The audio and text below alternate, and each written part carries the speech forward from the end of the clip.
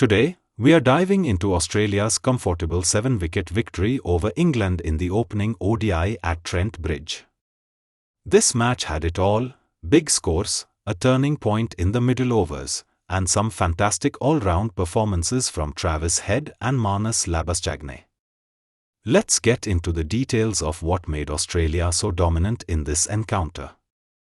Today, we are diving into Australia's comfortable 7-wicket victory over England in the opening ODI at Trent Bridge. This match had it all: big scores, a turning point in the middle overs, and some fantastic all-round performances from Travis Head and Marnus Labuschagne. Let's get into the details of what made Australia so dominant in this encounter. But the real story was in Australia's chase. Travis Head, with an unbeaten 154, anchored Australia's innings beautifully. His 148-run stand with Marnus Labuschagne sealed the game with ease, with Australia cruising to the target in just 44 overs. Let's break this down in more detail. England began confidently with Ben Duckett and Will Jacks leading the way. They put on 120 for the second wicket, and at 213 by 2, it seemed like England were set for a massive total.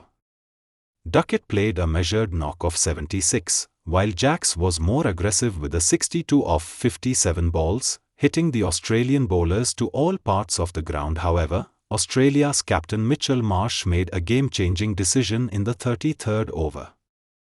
He brought on Labuschagne, and the results were instant. Labuschagne took 3 crucial wickets, including a brilliant cotton ball to dismiss Ben Duckett, and followed it up by removing Captain Brooke, another cotton-balled dismissal. His spell shifted momentum completely in Australia's favour. Labuschagne's 3 for 39 and Travis Head's 2 for 34 were instrumental in restricting England to 316, which seemed under par considering their strong position earlier in the innings. Now, let's talk about Travis Head's incredible knock. Head played with intent right from the start, and his unbeaten 154 asterisk was a masterclass in how to chase down a big total. He smashed 24s and 5 sixes, completely dismantling the English bowling attack.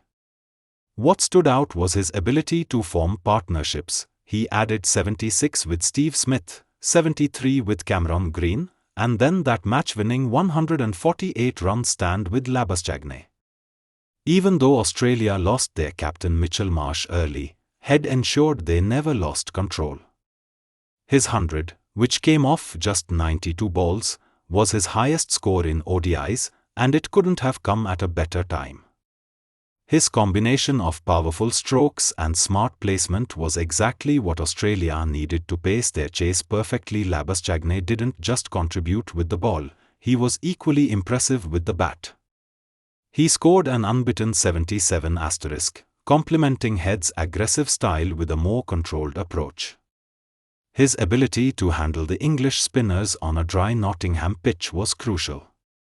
Together with Head, Labuschagne ensured there were no late hiccups in the chase, as they wrapped up the game with 6 overs to spare. Now, let's look at England's bowling. It wasn't their best day, especially for Adil Rashid, who went wicketless in his 10 overs, conceding 59 runs. Jofra Archer, making his much-anticipated return to ODIs, also struggled, finishing with figures of 0 for 53 in just 6 overs. Without any breakthroughs in the middle overs, England were left searching for answers as Head and Labuschagne took the game away from them. Harry Brook, on his ODI captaincy debut, couldn't find a way to break the partnership, and that ultimately cost England the match. With no Josh Hazlewood or Mitchell Starc for Australia, England would have expected more from their batting, but credit must go to Australia's spin-heavy approach, which paid off in a big way. One of the fascinating aspects of this game was Australia's use of spin. After the 32nd over, Australia didn't bowl a single over of pace.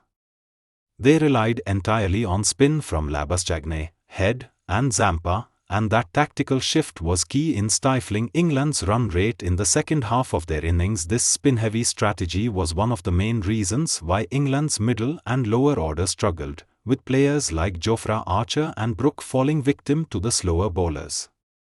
It was an unusual approach, but it worked brilliantly for Australia on a slow Trent Bridge track. In conclusion, Australia's victory in the first ODI was built on the back of outstanding all-round performances from Travis Head and Marnus Labuschagne. Head's century was a joy to watch, and Labuschagne's contributions with both bat and ball proved decisive. England had their moments, but in the end, they couldn't keep up with Australia's aggressive approach. Looking ahead, can England bounce back in the next ODI, or will Australia continue to dominate? Drop your thoughts in the comments below.